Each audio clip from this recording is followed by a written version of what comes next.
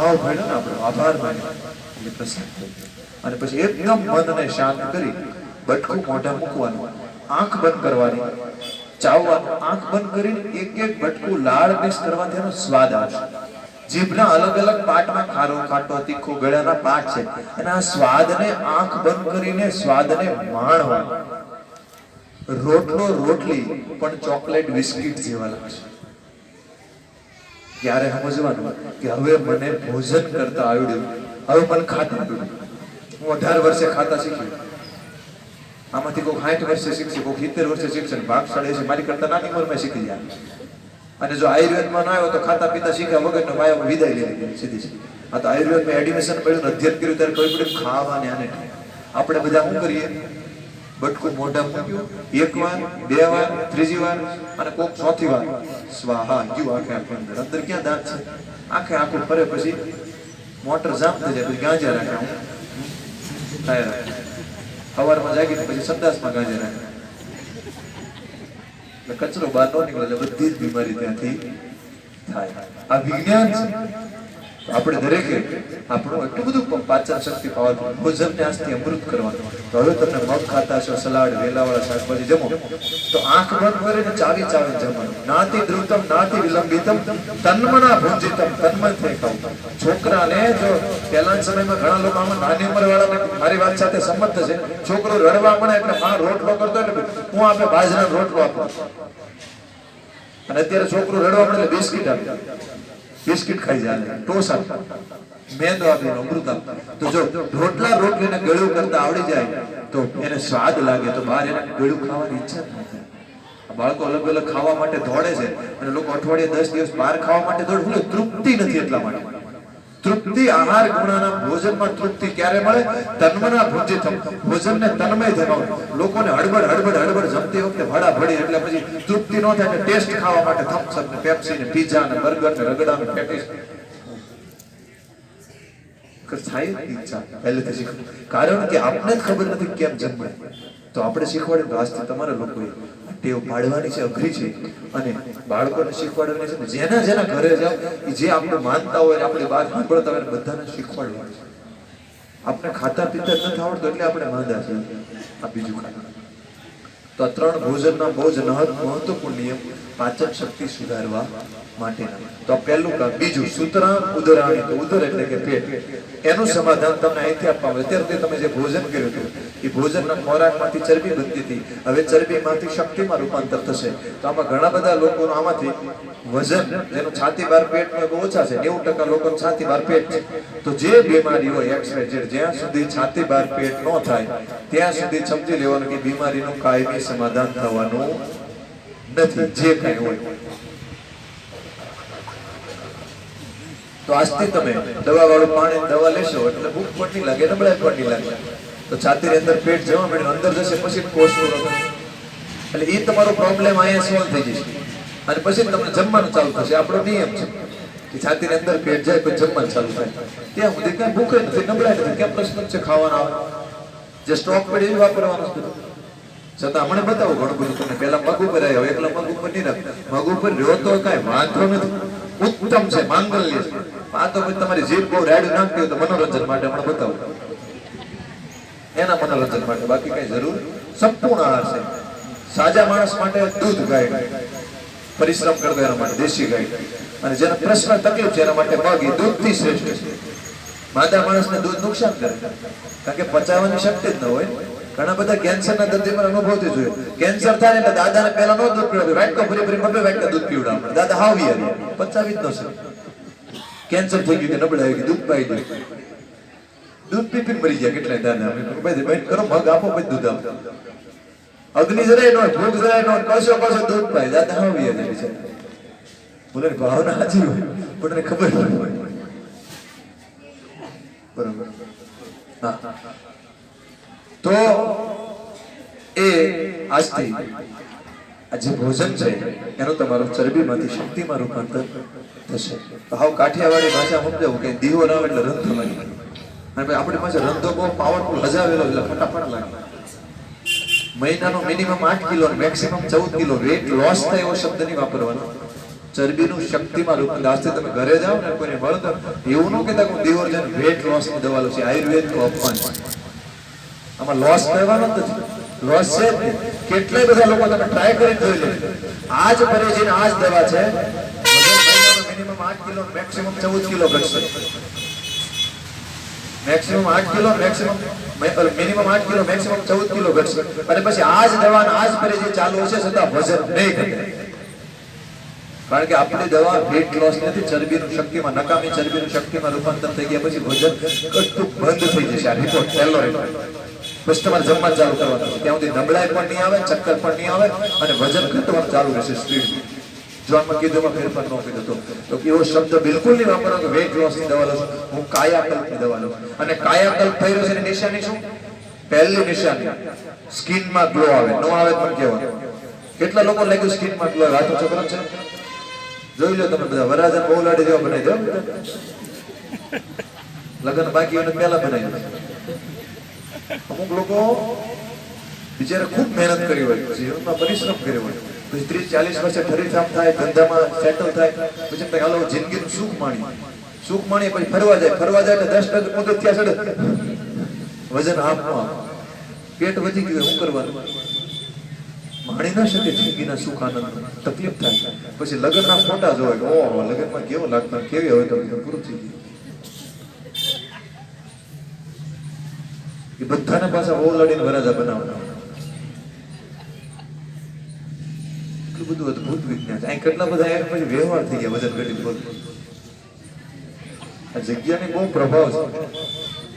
તો પરિવાર સુખની આનંદની પ્રાપ્તિ થાય. તો તમે જો એટલા બધા લોકોને સ્કિનમાં ગ્લો આવ્યો.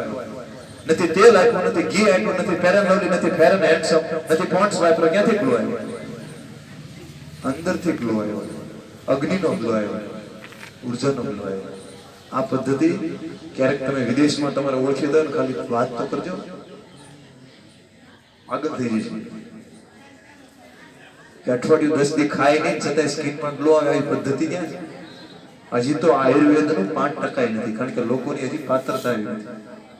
આયુર્વેદનું વિજ્ઞાન 5% લોકો સુધી પહોંચ્યું નથી. સમાજ હજી પૂરું પાત્ર થયું નથી. જેમ જેમ પાત્ર થતું જાય છે એમ આયુર્વેદનું વિજ્ઞાન લોકો સુધી પહોંચતું જાય છે. જેમ 10-20 વર્ષ પહેલા આયુર્વેદ એ સ્ટેટસ વાળા લોકો સ્વીકારતા નહોતા. અત્યારે તમે જુઓ કે કેટલા બધા લોકો, જેટલા લોકો એજ્યુકેટેડ સ્ટેટસ, એનું સ્ટેટસ સિમ્બોલ આયુર્વેદ બની રહ્યું છે. એ દેશ માટે સૌભાગ્ય છે. તો આ રૂપાંતરની પ્રક્રિયા છે, કાયાકલ્પની પ્રક્રિયા છે. તો તમારો કાયાકલ્પ, પહેલી નિશાની સ્કિનમાં ગ્લો આવે. બીજી નિશાની કામ કરવાની સ્ફૂર્તિ વધે. આમાંથી સ્ફૂર્તિ કામ કરવાની વધે એવા કેટલા જાત બધાની વધી હોય. નો વધે એમ પ્રશ્ન પૂછો, કેટલા નથી વધ્યું? વધી જ.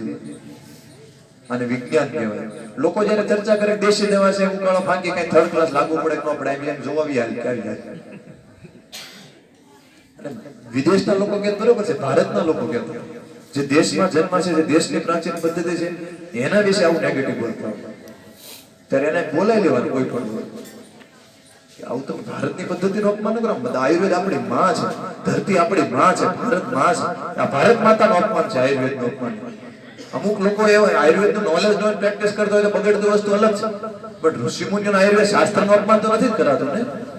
એ વ્યક્તિ ઇન્ડિવિડ્યુઅલ પ્રોબ્લેમ હોય તો બરાબર. તો આ કાયાકલ્પ છે, તમારો હજી પ્રોબ્લેમ સોલ્વ થઈ જશે. હવે બહુ મહત્વપૂર્ણ બાબત સમજાવવા જઈ રહ્યો છું, બહુ ધ્યાનપૂર્વક સાંભળજો. તમે આજે અંદર આવો ત્યારે આપણે સમસ્યાનું બહુ સ્પીડમાં અને ઝડપથી સમાધાન કરવું હોય તો પહેલા મારી પદ્ધતિ આ રીતની હતી. દર્દીની જ્યારે સંખ્યા ઓછી હતી ત્યારે બધા સ્ટાર્ટિંગમાં અત્યારે આવીને પહેલા આયુર્વેદ સ્ટાર્ટ કરી હતા. દર્દી આવે ને પહેલા હું બોલવા તો બોલો તમને શું શું તકલીફ છે. દર્દી બધી જ તકલીફ પહોંચે એટલે બધા પ્રોબ્લેમ લખી લો, કેટલા ટાઈમથી છે બધું જ લખી લો. મેથડમાં બધું લખ્યા પછી એક એક પ્રશ્નના ક્રોસ ક્વેશ્ચન કરું. કેટલા ટાઈમથી છે, શું છે, કેમ કર્યું. અઠવાડિયા પછી આવે છે પાછા રિવર્સિબલ ક્રોસ ક્વેશ્ચન કર્યું. આમાં કેટલા ટકા રાહત છે, આમાં એટલા ટકા રાહત છે, આમાં એટલા ટકા રાહત છે. આ મારી પદ્ધતિ. અને એ પ્રમાણે ધીરે ધીરે દર્દીની સંખ્યા વધતી જાય. તમે ધારો કે અત્યારે બધાના હું લક્ષણો લખવા જાઉં તો પોગી ન શકું. તો એનો રસ્તો શું કે બેસ્ટ રિઝલ્ટ આપી શકાય. તો જનરલી તમે બધા લોકો ઘરેથી આવ્યા છો ત્યારે એવું વિચારીને આવ્યા છો. જનરલી દર્દી છે તો સ્વાભાવિક ઘરેથી નીકળે ત્યારે એ વિચારીને નીકળે. શું વિચારીને નીકળે કે ભાઈ આ વખતે દવાખાને છે સાહેબને મારે એટલી ફરિયાદ કરવાની છે. તમારા મગજમાં જે જ હાલતી પ્રવચન સાંભળતા છે પણ ક્યારે વારો ક્યારે એ વાત અને સ્વાભાવિક પણ એ તમારે થોડીક મેથડ ચેન્જ કરવાની છે. શું કરવાનું છે? અંદર આવો ત્યારે જે રાહત થઈ હોય ને રાહત એ પહેલા મને કહેવાની છે કે એટલી મને રાહત છે. એટલી રાહત છે. શા માટે? કારણ કે મેં તમને જે દવા વાળું પાણી દવા જે બતાવ્યું હોય મેં વિચાર્યું હોય અને આ તકલીફ છે આ દવા વાળું પાણી એટલા ટાઈમમાં કામ કરવું જોઈએ. ઉદાહરણ તરીકે મને ભારંગ્યાદિક વાત આપ્યો તમને શ્વાસ માટે. એ શ્વાસ છે ફેફસાના કવાફમાં ભારંગ્યાદિક વાત વધારે કામ કરે. પણ તમે આજે મને કીધું સાહેબ મને 10% રાહત છે. કદાચ તમારા માટે એવું મને કે 20 વર્ષથી તકલીફ હોય તમને અઠવાડિયામાં 10% રાહત થઈ હોય એટલે તમે રાજી થઈ ગયા હોય તમને આનંદ હોય. પણ મારા માટે બિલકુલ ખોટી વાત છે. આ દવામાં આ બીમારીમાં આ દર્દીઓને એટલા ટાઈમમાં 10% ને 50% થાવી જેનું કારણ શું?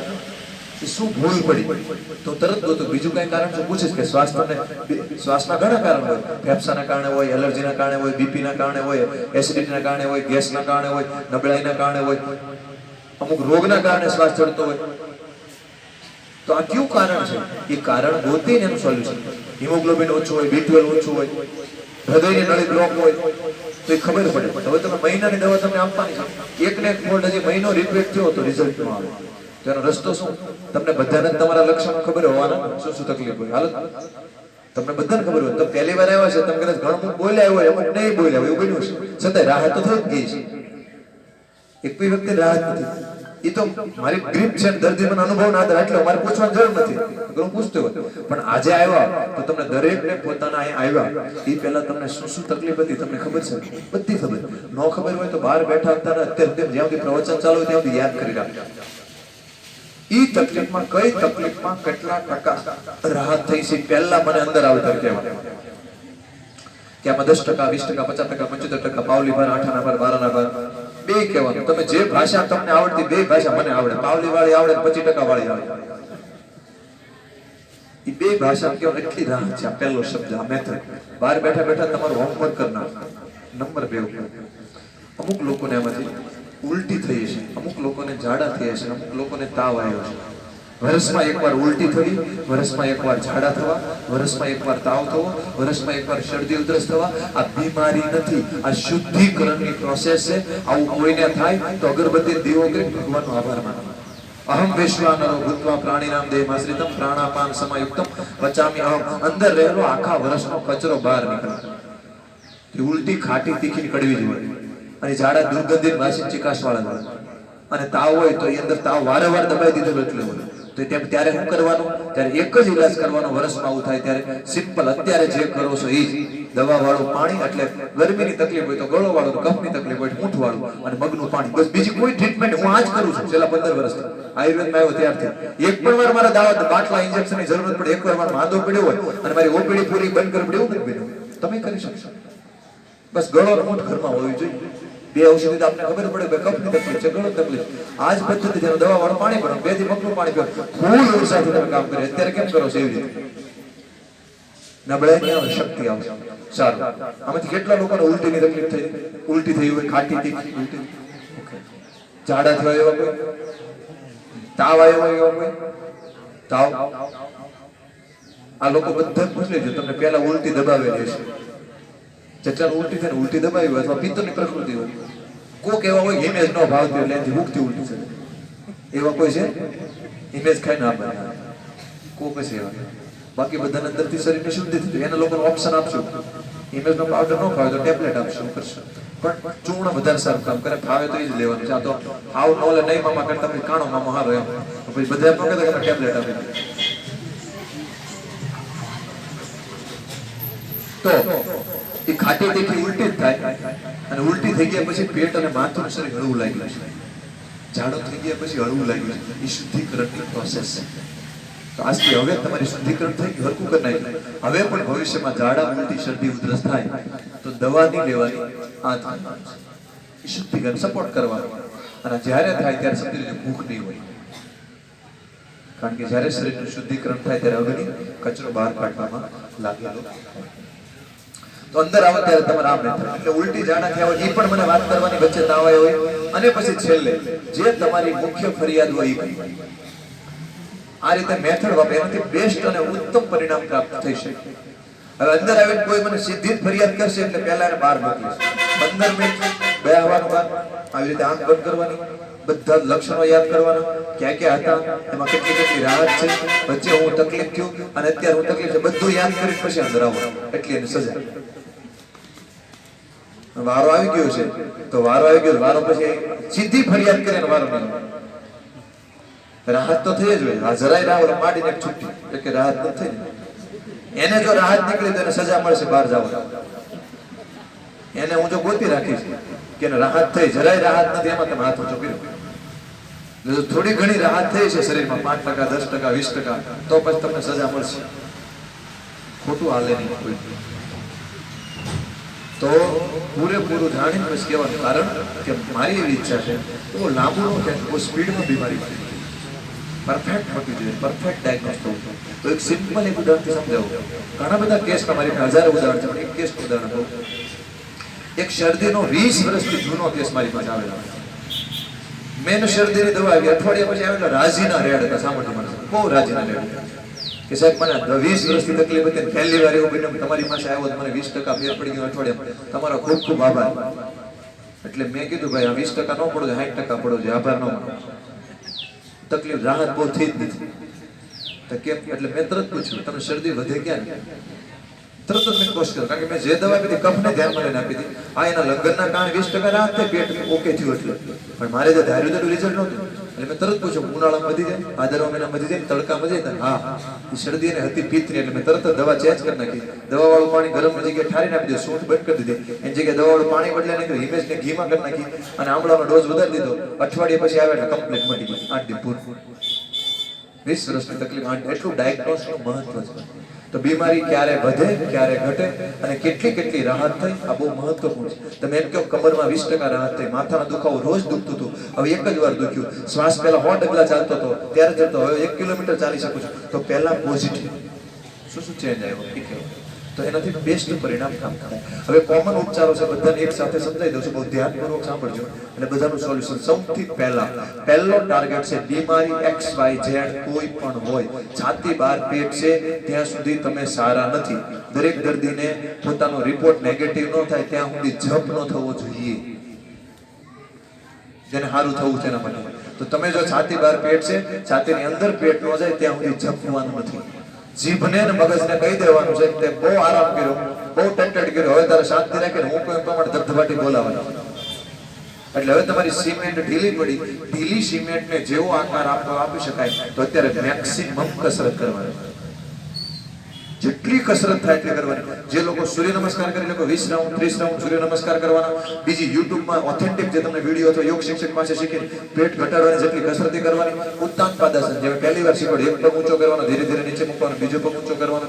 આ વધારે કસરત ટાઈમ કાઢીને ગમે એમ કરીને કાઢીને ત્યાં કરવાનો. પછી ખાલી 10 રાઉન્ડ સૂર્ય નમસ્કાર કરશો તોય ચાલશે. પણ આ 1 મહિનો બહુ મહત્વપૂર્ણ છે. જબરજસ્ત મહેનત કરવાની. જે લોકો સૂર્ય નમસ્કાર ન કરી શકતા હોય, પગનો દુખાવો હોય, પેટનો દુખાવો ન કરે, એ લોકોએ શું કરવાનું?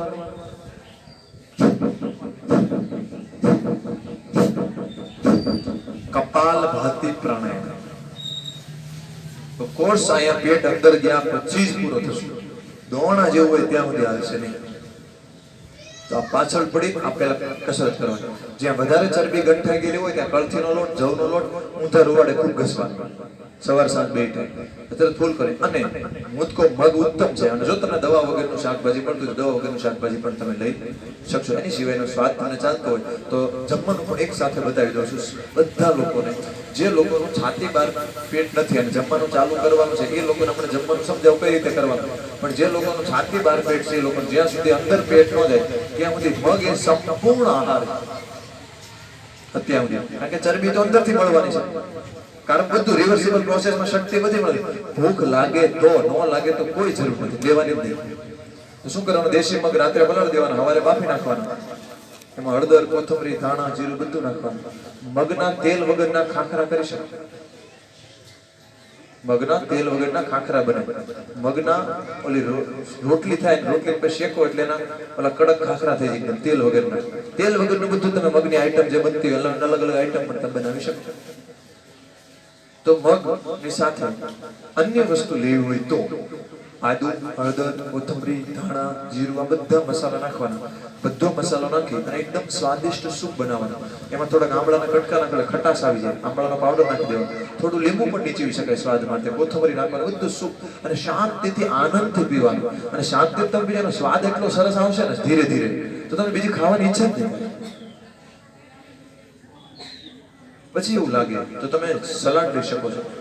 દૂધી, તુરિયા, કારેલા, કંટોલા, ગલકા, કાંજળીઓ, મેથી, પાલક, ટમેટા, ગાજર, કોબી, કાકડી, ફુલાવર, બધા વેલાવાળા શાકભાજી, બધા સલાડ. એ બધાને મગની સાથે બાફીને લઈ શકાય.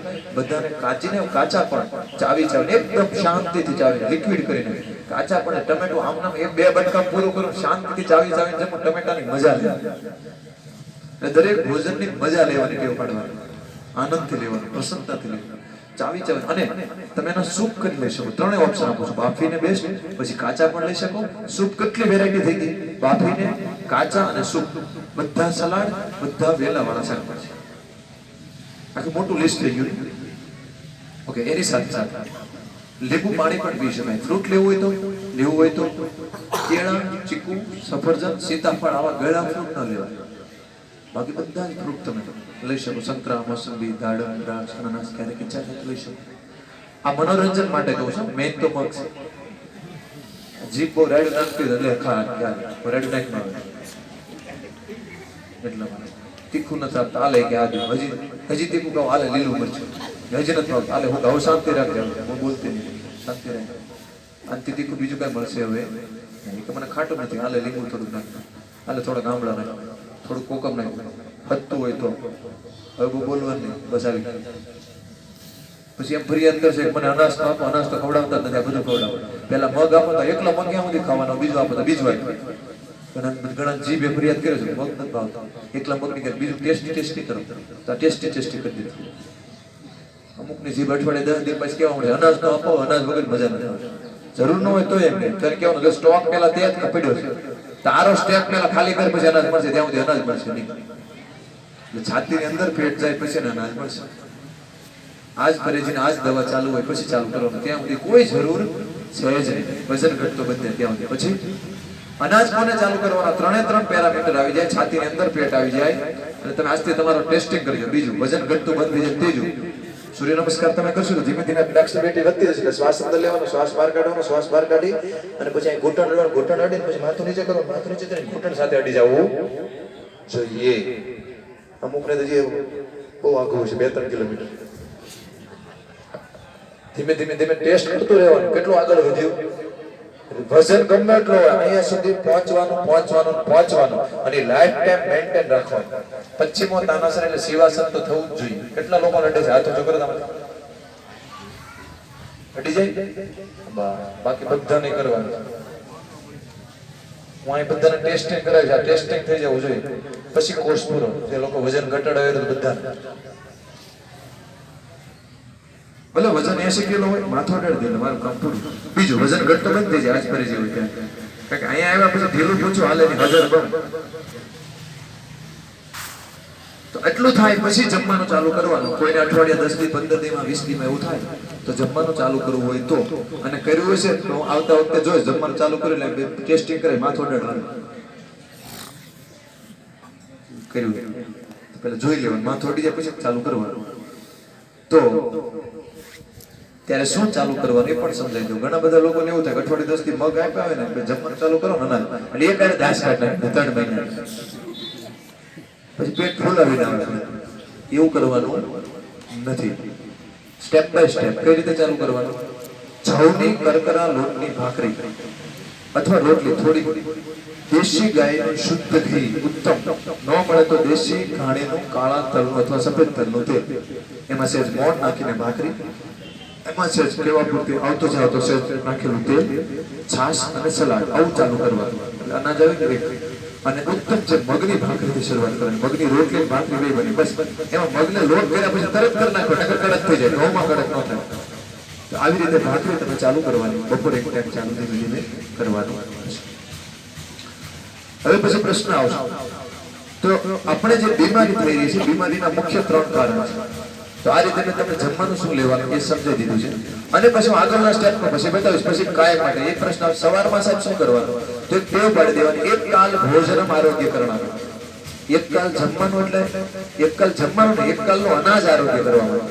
તો અનાજ એક ટાઈમ લેવાનું. આ તો જેવી ટેવ પાડવી પડે, જેને 40 વર્ષ 50 વર્ષ ઉપર ઉંમર છે, જે લોકોનું વજન વધારવા માટે આવે એ લોકો અત્યારથી ટેવ જ પાડજો. પછી કે અનાજ એક ટાઈમ, જવની ભાખરી, શાક, છાશ અને સલાડ. સવારમાં અમૃત એટલે રોજ આમળા. અને હાજે હળવું ભોજન, શુદ્ધ ગાયનું દૂધ મળે તો ગાયનું દૂધ, નકર પછી મગ, વધારે મગવાળી ખીચડી, હળવું ભોજન સાંજે લેવાનું. આવું ટેવ કાયમ માટે રાખવાની. 3 બહુ મહત્વપૂર્ણ બાબત છે. બહુ સ્પીડમાં સમજાવું છું, એક એકનું કારણ સમજાવતો નથી, સીધું કહી જ દઉં છું. કારણ ભવિષ્યમાં તમને ટાઈમ હશે ત્યારે વિડીયો આખો મૂકું. એક જ વસ્તુના બહુ ડીપમાં વિજ્ઞાન છે. હું તમને સાયન્ટિફિક પણ સમજાવી શકું, પ્રેક્ટિકલી પણ સમજાવી શકું, શાસ્ત્રથી પણ સમજાવી શકું. પણ એટલું તમે ખાલી યાદ રાખજો, આ 3 વસ્તુથી આપણે માંદા પડીએ છીએ. અને જો 3નું તમે પરિવર્તન ન કર્યું તો પાછી બીમારી બધી જ આવશે. અને 3ને જો હરખું કરી નાખ્યું, તમારા પરિવારના લોકો કોઈ બીમાર પડશે નહીં. પહેલું અનાજ, બીજું તેલ ઘી અને ત્રીજું દૂધ. એમાં સૌથી પહેલા દૂધ. આપણે બધા દૂધ શક્તિ માટે પીએ છીએ, પણ વર્તમાન સમયમાં દૂધથી શક્તિ ક્ષીણ થઈ રહી છે, બીમારી આવી રહી છે. એમાં પહેલું દૂધ આપણે જે પી રહ્યા છીએ ભેંસનું દૂધ. કોઈ પણ આહાર લઈ રહ્યા છે, આહારના 2 ભાગ બને, સ્થૂળ ભાગ, સૂક્ષ્મ ભાગ. સ્થૂળ ભાગ શરીરને પોષણ આપે અને સૂક્ષ્મ ભાગ મનને પોષણ આપે. ભેંસના દૂધમાં ટ્રાન્સમેટ વધારે હોય, કેસીન નામનું પ્રોટીન હોય, જે આપણા શરીરમાં કોલેસ્ટ્રોલ જમા થાય, આપણા શરીરમાં કેલ્શિયમ ઘટે એટલે દુખાવાની તકલીફ થાય, ડાયાબિટીસ, બીપી, હૃદયની બધી બીમારી આવે. એટલે આયુર્વેદ શાસ્ત્રમાં સૌથી અધમમાં અધમ થર્ડ ક્વોલિટીનું જે દૂધ પીતું હોય, ઘી પીતું હોય, ભેંસનું છે આપણા શાસ્ત્ર.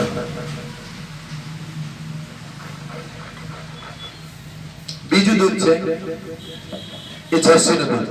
જર્સી ગાય નથી, જર્સી ભૂંડમાંથી બનેલી સંકર જાત છે. અને national bureau of animal genetic resources છે, હજારો સંશોધનથી કેટલાય લોકો સાબિત કર્યું આખા વિશ્વમાં કે જર્સી જે હાઇબ્રિડ જાત છે એના દૂધ પીવાથી આપણી અંદર ડાયાબિટીસ, બીપી, કોલેસ્ટ્રોલ, હૃદયરોગ વધારે નુકસાન કરે. ત્રીજું દૂધ છે એ દેશી ગાયનું દૂધ છે. તો વર્ષોથી પરંપરાથી જે દૂધ પીવાતું દેશી ગાયનું જ પીવાતું. શ્રેષ્ઠ રસાયણ છે, શ્રેષ્ઠ અમૃત છે. અને દેશી ગાયના ખૂંદ હોય, ઝાલર હોય, નાભી હોય, આ ખૂંદમાં એમાં સૂર્યકેતુ નાડી હોય, એમાં ઉગતા સૂર્યના કિરણો પડે. તમારે ગાય હોય તો અવશ્ય આ પ્રયોગ કરજો જ તે. અને તમારે ગાય ન હોય તો જેની પાસેથી દૂધ મગાવો એ લોકોનું પહેલા ચેકિંગ કરજો, દેશી ગાય છે ને જર્સી નથી. નકર શહેરમાં મોટા ભાગે દૂધ આવી જર્સીનું જ આવે. અને હોય તો એને કહેજો ભાઈ તડકામાં ગાયને અવશ્ય સવારમાં ખુલ્લી રાખો. અને એનાથી સૂર્યકેતુ નાડીમાંથી ગોલ્ડન યલો એન્ઝાઇમ બનીને ગાયના દૂધ ઘી ગૌમૂત્રમાં આવે. અને સુવર્ણ તત્વના ગાયના દૂધ ઘી ગૌમૂત્રમાં આવે તો એનાથી આપણા શરીરમાં જાય તો આપણું ઝેરને બહાર કાઢે, અમૃત વધારે. એટલે એક પણ ઋષિ મુનિઓ, એક પણ આ ભારતમાં દેશી ગાય સિવાય દૂધ પીવામાં આવતું નહોતું. અને સૂક્ષ્મ ભાગ આપણું શરીર અને મનને એટલું બધું ઓજસ્વી અને તેજસ્વી બનાવે તો બુદ્ધિ શક્તિની યાદ શક્તિ પણ વધારવાનું કામ કરે. તો મનુષ્ય માટે સૌથી વધારે અનુકૂળ હોય તો એ પહેલા માતાનું દૂધ છે અને પછી ગાય એટલે ગાય માતા છે. પણ આપણે દૂધ પી રહ્યા છીએ ભેંસનું. આ દેશમાં 2 ક્રાંતિની શરૂઆત થઈ અને અંગ્રેજો દ્વારા થઈ બંને. આપણા દેશમાં જરૂર નહોતી પણ એ લોકો એવી રીતે આખું માર્કેટિંગ કર્યું અંગ્રેજોએ. એક શ્વેત હરિયાળી ક્રાંતિ ખેતીમાં અને શ્વેત ક્રાંતિ છે એ દૂધના ક્ષેત્રે, પશુપાલન ક્ષેત્રે. કહેવાય ક્રાંતિ પણ દેશને કરી નાખ્યો ખતમ. કઈ રીતે ખતમ કર્યો? હરિયાળી ક્રાંતિના કારણે જમીન અત્યારે બિલકુલ ખતમ થઈ ચૂક્યું છે અને ખેડૂતોનું બધાનું પાયમાલ થઈ ચૂક્યું છે. અને લોકો ડાયાબિટીસ, બીપી, હૃદયરોગ, આખા લોકોના જીન્સ બધા જ વિકૃત ઝેર ખાઈ થઈ ગયા.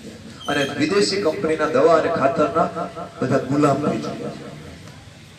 અને એવી જ રીતે શ્વેત ક્રાંતિની શરૂઆત થઈ. ગામડે ગામડે ડેરીની સ્થાપના કરી અને ડેરીમાં ધારે તો એ ગાયના જેના તત્વો હતા, જેની અંદર એમિનો એસિડ, પ્રોટીન, સેરેબ્રોસ્પાઇન નામનું તત્વ અને સુવર્ણ તત્વ હતું, એના પોટેન્શિયલ, એના વેલ્યુ, દૂધ હેલ્થ માટે પીએ. બધા લોકો દૂધ પીતા છે. આમાં કેટલા લોકો એવા છે ગાયનું દૂધ પીતા હોય, જેના ઘરમાં દેશી ગાયનું હાલ 90% લોકો બીજા દૂધ તો પીવે જ છે. ગાય સિવાયનું પીવો છો, કાં કોથળીનું પીવો છો, કાં ભેંસનું પીવો છો. શા માટે દૂધ પીવો છો? શક્તિ માટે, સ્ફૂર્તિ માટે. તો શક્તિ ને સ્ફૂર્તિ આવી રહી છે નહીં. અને એવરેજ એક ઘરમાં તો 2 લીટર તો દૂધ વપરાતું છે. 60 રૂપિયા લીટર ગણો તો 6 × 12 120 રૂપિયા થયા મિનિમમ આંકડો કહો. તમે મહિનાનો ગણો એટલે 12 × 36 રૂપિયા થયા અને વર્ષનો ગણો એટલે 42,000 રૂપિયા થયા. 42 થી 50,000 રૂપિયા ખાલી તમે શક્તિ માટે પીવો. અને અમુક તો ગામડાની અંદર હવે લોકો અમુક કહેતા હોય કે ભાઈ દૂધ પીવું, દૂધ નકર ટાંટિયા રહી જાય.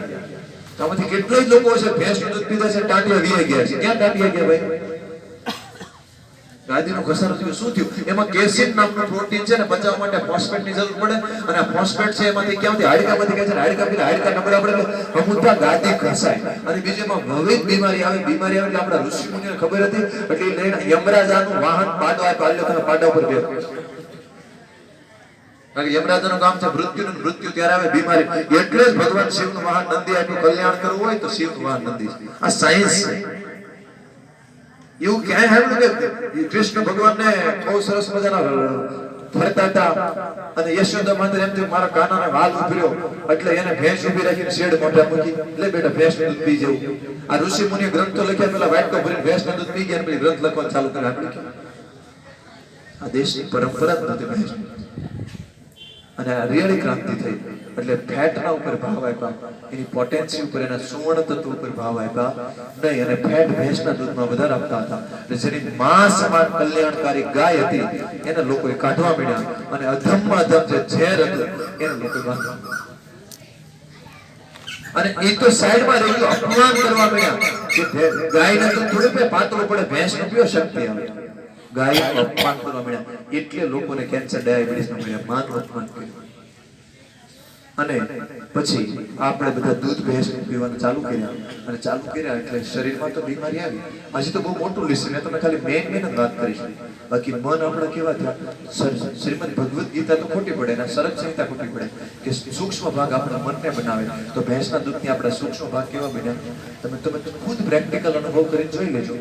100 ભેંસનું ટોળું હોય એમાં વચ્ચે ગાડી નાખજો, ટાઈમ જોજો કે કેટલા ટાઈમમાં બહાર નીકળો છો, અને 100 ગાયનું ધણ હોય એમાં વચ્ચે ગાડી નાખજો અને પછી ટાઈમ જોજો. બેયનો ટાઈમ જોઈ લેજો કે એમાં કેટલો ટાઈમ થયો, પછી નક્કી કરજો દૂધ કોનું પીવાય ને કોનું ન. ભેંસના ટોળામાં ગાડી નાખી જોઈ લેજો, જેમ હોર્ન મારશે એમ આડી પડશે. અને ગાયના 500 મીટર દૂરથી હોર્ન મારશે એટલે ગાય હોર્નના અવાજ ઉપર નક્કી કરશે કે મારે લેફ્ટમાં લેવાનું છે કે રાઈટમાં લેવાનું.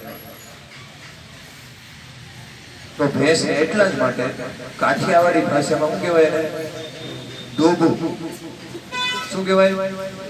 તો ડોબાનું દૂધ પીએ તો આપણે કેવા બની જાય? કેવા જેવા?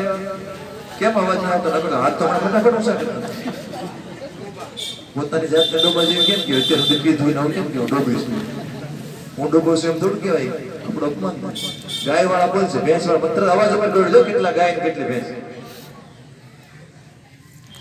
લોકો પી રહ્યા છે. આ યોગ્ય. નંબર 2, દૂધ પીવું ક્યું? ઉત્તમ ક્યું? શ્રેષ્ઠ ક્યું? ગાયનું દૂધમાં તે ઉત્તમ ધારોષ્ણમ અમૃતોત્તમ. જેના ઘરે ઘણા બધાના ઘરે ગાય છે તો શેડ કઢો દૂધ ઉત્તમ છે. તમે પ્રેક્ટિકલ પ્રયોગ કરજો. 2 બાળકો ઘરે હોય, બાળકો તરત અસર આવશે. એકને સીધી શેડ મોઢા મૂકવાની, એકને 2 કલાક પછી આપવાનો. 1 મહિના પછી બેની ઉર્જા, સ્ફૂર્તિની શક્તિ ફેર પડી જશે. શેડ કઢું ઉત્તમ છે શાસ્ત્ર. અને પછી કોથળીનું દૂધ જેટલું વાંચી થાય એટલું એમાં તમો ગુણ વધે. એટલે તમો ગુણ વધે એટલે આપણું મન પણ સ્વાર્થી ને વાસી થાય. અને જનરલી તમે જો કોથળીનું દૂધ પીતા હોય એટલે મન વાસી થાય. તો શહેરની અંદર જનરલી કોથળીનું પીવાય એટલે મન વાસી થઈ જાય. ગામડા હોય ત્યાંથી મન ખુલ્લું. જનરલી અપવાદ તો દરેક ગામડામાં હોય, સિટીમાં હોય. આ જનરલ વાત થાય. અને નંબર 2 પર કોથળીના દૂધમાં શેનું દૂધ હોય? મોટા ભાગે જર્સીનું. સિટીમાં મોટા ભાગે દૂધ પીતા હોય એ જર્સીનું. જર્સી બનેલી છે એમાં છે ભૂંડમાંથી બનેલી શંકર જાત છે. તો આ બધી બીમારી તો આવે જ, પણ આપણું મન પણ કેવું થાય? ભૂંડ જેવું થાય. તો ભૂંડની ભેંસની જેમ આદત આળસ છે, તમો ગુણ, એમ ભૂંડની આદત શું છે? તમે એને સારી વસ્તુ આપો તો ન થાય, પણ કચરો આપો તો હું કરતો દોડથી કચરો ખાવા જાય.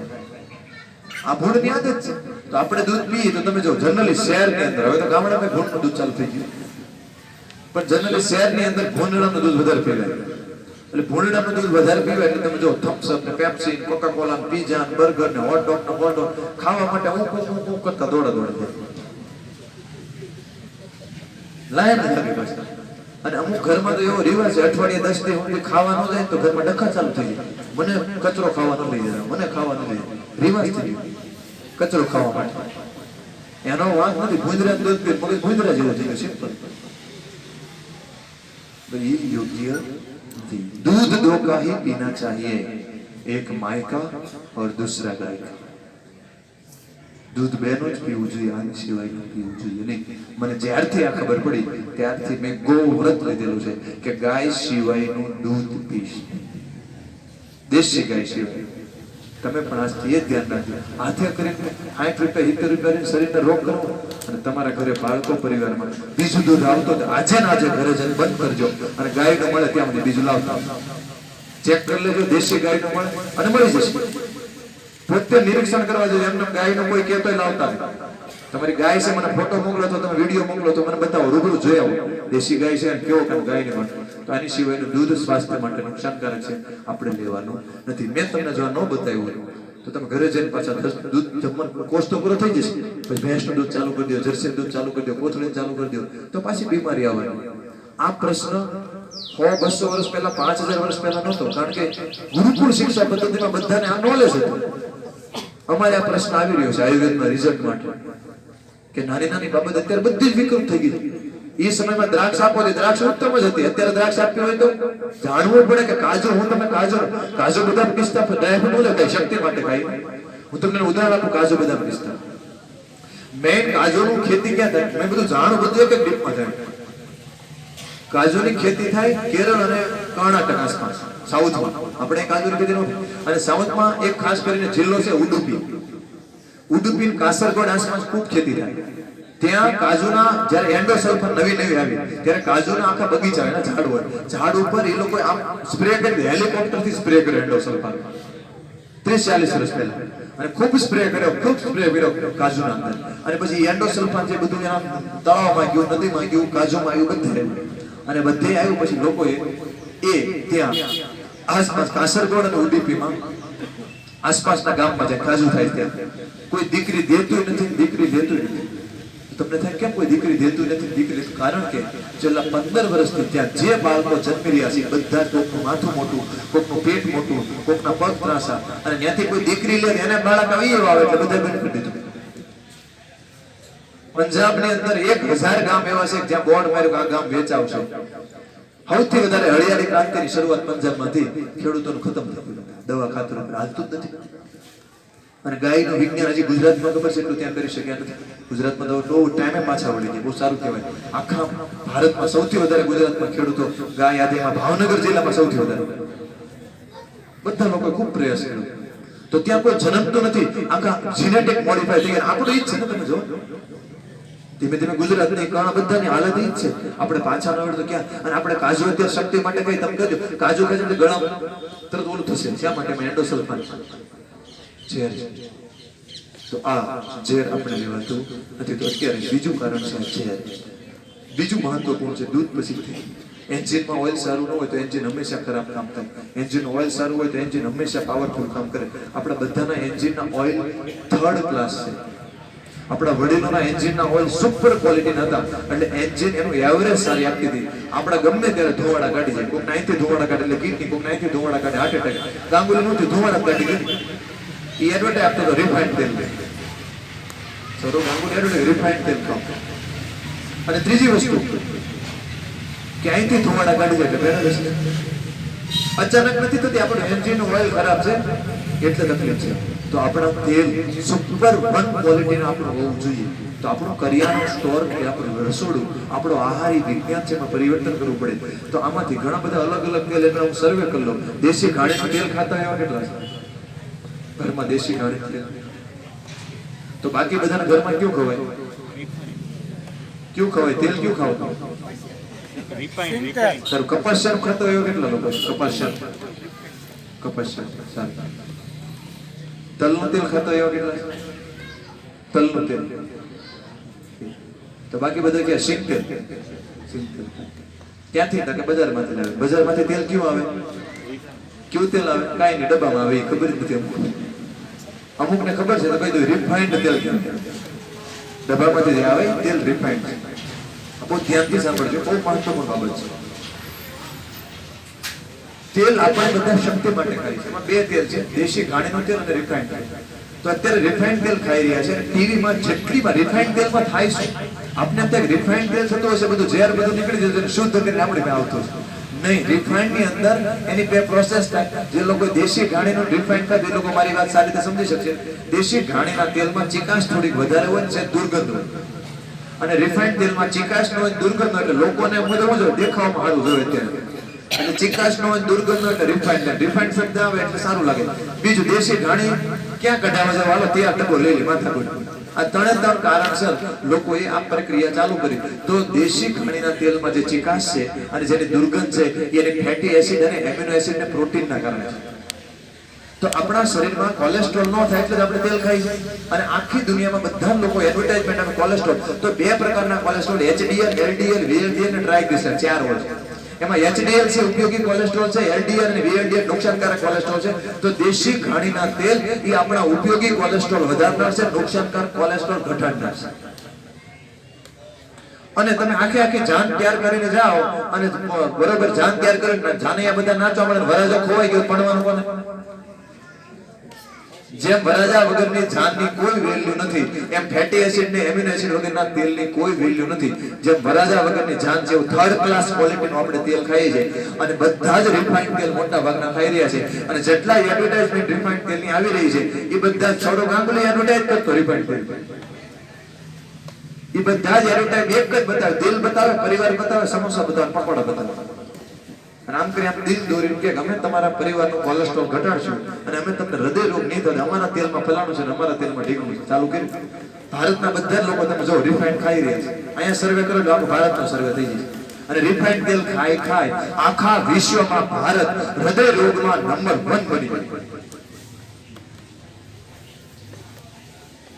તો આપણા વડીલો દેશી ઘાણીના તલના તેલ ને દેશી ઘાણીના તેલ ખાતા એટલે ઉત્તમ છે. તો તેલ ઉત્તમ કયું? ધ્યાનથી સાંભળજો. નંબર 1 ઉપર એન્જિન ઓઇલ આપણા માટે હોય તો દેશી ગાયનું વલોણાનું શુદ્ધ ઘી. નંબર 2 ઉપર દેશી ઘાણીનું કાળા તલનું તેલ. પછી આવે દેશી ઘાણીનું સફેદ તલનું તેલ. પછી આવે દેશી ઘાણીનું સિંગ તેલ. આની સિવાય કપાસિયા તેલ એ શેનું આવે? બીટીનું આવે. બીટી કપાસ એના જીન્સમાં ઝેર છે. એ પીવાનું નહીં, ઊંઘવાનું પણ નહીં. કપાસિયા. અને હવે તો અમુક નવા તેલ કાઢ્યા, ડોડાના છોકરા. હમણાં આપણે ઘઉંનું તેલ, અને પછી પબ્લિક ના અંગ્રેજી આવે ને 2 ફૂટ ઊંચા લે. કયું તેલ? હું ઘણા પૂછું, વજાણું મારું નામ પરિચય નથી, પૂછું કયું તેલ ખાવ? રાઈસ બ્રાન્ડ ઓઇલ ખાવ છે, 3 ફૂટ ઊંચો થઈ જાય બોલી. ચોખા તેલ, પોન્ડ ડ્રોપ ઓઇલ. અમે તો પોન્ડ ડ્રોપ ઓઇલ ખાઈ છે, ગૌરવ લેતા હોય. ડોડાના ચોખાના તેલ ભાડ્યા, ઘઉંના ડોડાના ચોખાના. હા, આપના આપણે બધું કરી નુકસાનકારક આપણે નુકસાન કરીએ છીએ. આજથી તમારા ઘરમાં જો રિફાઇન્ડ તેલ ખવાતા હોય, કે જે ડબ્બો હોય, જો ભગવાને તમને પૈસાની સગવડતા આપી હોય ને તો કોઈ ગરીબ માણસને દે આપજો, સુપરમાં કોઈ નહીં. અને અત્યારે સિંગ કા તેલ ગોતી દેશી ઘાણીનું સિંગ તેલ કઢે. અને તમારે જો ખેડૂતો કોઈ ઓળખી તો આ બધા 3500 ખેડૂતો છે જેના કે ગાય આધારિત ખેતીમાં કોઈ દવા ખાતર વગર સિંગ કરી છે, એને તેલ કઢાવે છે ખેડૂતો. તમારે ન માથા એની પાસે તેલ લઈ લો, વિશ્વાસ પાત્ર હોય. અને વરામાં 2-3 વાર તેલ લેવાનું તો ભૂલે, ખોટો આપણે એન્જિનમાં થર્ડ ક્વોલિટીનું કચરો બધો નાખે. એ રિફાઇન્ડ તેલ તો આપણે આપણું સ્વાસ્થ્ય માટે. આ ત્રીજું છે અનાજ. ત્રીજું અનાજ. આમાં ઘણા બધા લોકો ડાયાબિટીસ, બીપીની દવા લેવાય. મને 2-4 દર્દીનો અનુભવ આવે. તમારે કેવું પડે કે જેવું વઘાર ચાલુ કરે ડાયાબિટીસ, બીપી વધવા પડે. ખબર પડી રિફાઇન્ડ તેલ હતું, દેશી ઘાણીનું તેલ કરે પછી કંટ્રોલ થાય. આ બધા અનુભવ ના આધારે હું તમને બધું કહેવા તો તમારે એક દર્દીનો એક્સપિરિયન્સ હું સીધું તમને બોલું છું, તો તમે સીધું મગજમાં ઉતારજો. નંબર 3 ઉપર અનાજની અંદર સીધું સમજાવું છું. જે લોકોનું વજન વધારે હોય, જેના શરીરમાં એવરેજ ફેટી શરીર હોય, એના બાળકોને વારસાગત એને આપી જ દીધું છે, સમય પ્રમાણે ફાઈન દેખાશે. બીમારી આપી જ દીધી છે, તમે સમજી લેજો. જો તમારે પેટ બહાર હોય, પ્રેગ્નન્સી કન્સીવ કરી હોય તો આપી દીધી, એ આવશે જ બહાર. તો એ લોકોને અત્યારથી બધી બીમારીમાંથી બચવા માટે ઘરની અંદર જવ, એના માટે અનાજ નથી, અમૃત. અને મોટો ફાયદો જવનો એ છે કે જવથી શક્તિ રહે, સ્ફૂર્તિ રહે, એનર્જી રહે, કેમિકલ હાવ ઓછો આવે. હાલ પંથકમાંથી મોટે ભાગે જવ આવે. જે લોકો ઘઉં ખાઈ રહ્યા છે એ અત્યારે ઘઉં નથી ખાતા, મેંદો ખાય છે. અને મેંદો ખાય એટલે માંદો પડે, એટલે ઘઉંનો કરકરો લોટ રાખવા. લોટ એકવાર કાંકણા વીણીને પછી આપણે ચાળી દઈએ એટલે શું થઈ ગયું? મેદો થઈ ગયો. અને મેદો થઈ ગયો તો બધી જ માંદગી આવે. તો જેના ઘરમાં ઘઉં ખવાય છે એ લોકોએ ઘઉંને ચાળવાના, કાંકરા વીણી લેવાના, પછી ચાળવાનું નહીં. એ ચાળ એ કરે જેમ વરાજા વગરની જાન ને એમ જ વરાજા વગરની જાન થઈ જાય. એની કોઈ વેલ્યુ નથી. ત્રીજી વસ્તુ, બાજરો ખાવો હોય તો હંમેશા દેશી બાજરો જ ખાવો હોય. દેશી બાજરો તમે ઘી લગાડો ને હાઇબ્રિડ બાજરામાં ઘી લગાડો રોટલામાં, તો હાઇબ્રિડમાં ઉપર ને દેશી બાજરામાં અંદર ઉતરી જાય. જો રોટલો કરતા આવડતો હોય તો જોઈ લેજો. એટલે સ્વાસ્થ્ય માટે ઉત્તમ, અને દરેક વસ્તુમાં દેશી એટલે ઉત્તમ છે. તો 3 અનાજ, તેલ અને આણ વિશે મેં તમને બધું સમજાવ્યું. એકવાર રિપીટ કરી દઉં છું, તો ધ્યાનપૂર્વક સાંભળી લેજો બધું. સૌથી પહેલા રોગના મેં કારણ તમને સમજાવ્યા હતા. રોગા સર્વેપી મંદેગનો સુતરા મુદ્રાણીતુ અજીણે મલીને ચાપ્યા. પહેલું છે પાચન શક્તિ મંદ હોવી. પાચન શક્તિ સુધરે તો ઓટોમેટિક બધા રસાયણો આપણા શરીરમાં બચવા મળે. એના માટેનો શ્રેષ્ઠ પહેલો ઇજાર છે પરિશ્રમ. તો અહીંથી પૂરું થયા પછી રેગ્યુલર કાયમ માટે 10 રાઉન્ડ સૂર્ય નમસ્કાર કરવા. એટલું તો જાળી દો, અત્યારે મેક્સિમમ કરવા. પાચન શક્તિ સુધારવાના ભોજનના નિયમોને જાણવા જરૂરી છે. તો ક્યારે જમવું, કેટલું જમવું, કઈ રીતે જમવું. ક્યારે જમવું તો કકડીને ભૂખ લાગે ત્યારે, કેટલું જમવું તો ભૂખથી 10 કોળિયા ઓછું, અને કઈ રીતે જમવું તો ભગવાનને પ્રાર્થના કરી અને અમૃત કરીને ભોજન કરવું. એવી જ રીતે બીજું છે રોગનું કારણ સૂતરામ ઉદરાણી, તો ઉદર એટલે પેટ. તો છાતી બહાર પેટ આવે ત્યાંથી બીમારીની શરૂઆત થાય. તો મેં એને પદ્ધતિ પણ તમને અત્યારે મેક્સિમમ તમારે કસરત કરવાની. જમવાનું જે સમજાયું પ્રમાણે જમવાનું રાખવાનું, અને કાયમ માટે મેન્ટેન કરીને રાખવાનું. કાયમ માટે મેન્ટેન રાખવાનું. અહીંથી અને માથું પગ નીચે અડવું જોઈએ. ત્રીજું જે કારણ છે, બધી બીમારીની શરૂઆત અહીંથી થાય. તો કોઈને પણ હવે છાતી બહાર પેટ ભાળીએ એટલે તરત જ કહેવાનું તમે બીમાર છો. અને બીજું પરીક્ષણ, સવારમાં જાગીને 2 જ મિનિટમાં પેટ સાફ આવવું જોઈએ. કોકને અત્યારે ન આવતું, કોકને ભવિષ્યમાં ધીમે ધીમે પણ આ બધું પાલન કરશો એટલે કુદરતી રીતે સરસ રીતે થઈ જશે. ત્રીજું કારણ છે અજીર્ણ, એસિડિટી, ગેસ અને કબજિયાત. ક્યારેક ક્યારેક થાય તો બરોબર, પણ વારંવાર એસિડિટી, ગેસ ને સમજી લેવાનું.